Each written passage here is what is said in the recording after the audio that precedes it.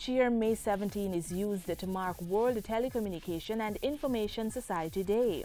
This is done with the goal of reaching individuals who are not very tech-savvy, getting more people involved with the use of technology and exploiting it to their benefit. The International Telecommunication Union (ITU) is the world's leading regulator for all telecommunications and the body responsible for the day's observance. The ITU has targeted 2015 as the year by which everyone should have access to a computer or access to an electronic device to get on the internet.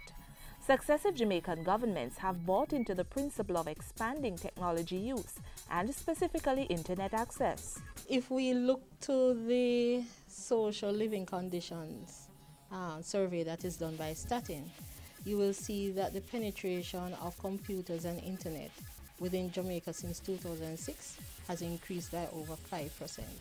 And that growth is not in Kingston or in the corporate area, it is in the rural areas, which is very good. And that presents Jamaica with various economic benefits, something the observation of World Telecommunication and Information Society Day is also meant to highlight.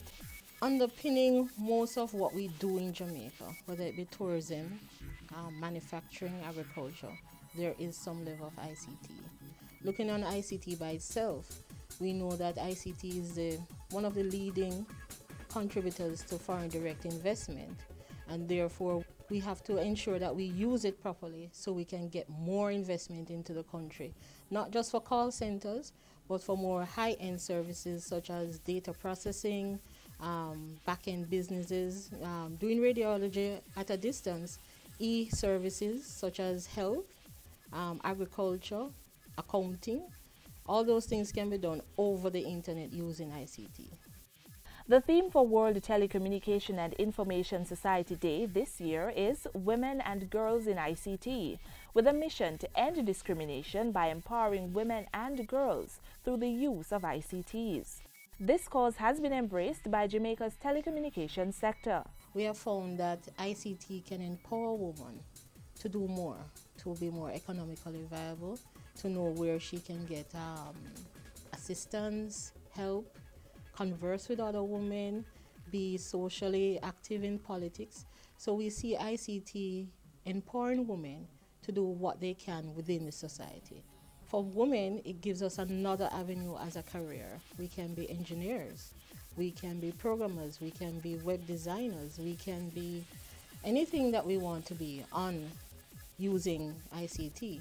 And therefore, it is something to enable us to be better women, to be better girls, expanding our horizons for careers and expanding our horizons for economic growth. The benefits to the use of information communication technology are many, and today Jamaicans are experiencing the convenience of e-based services. So we see that ICT is growing.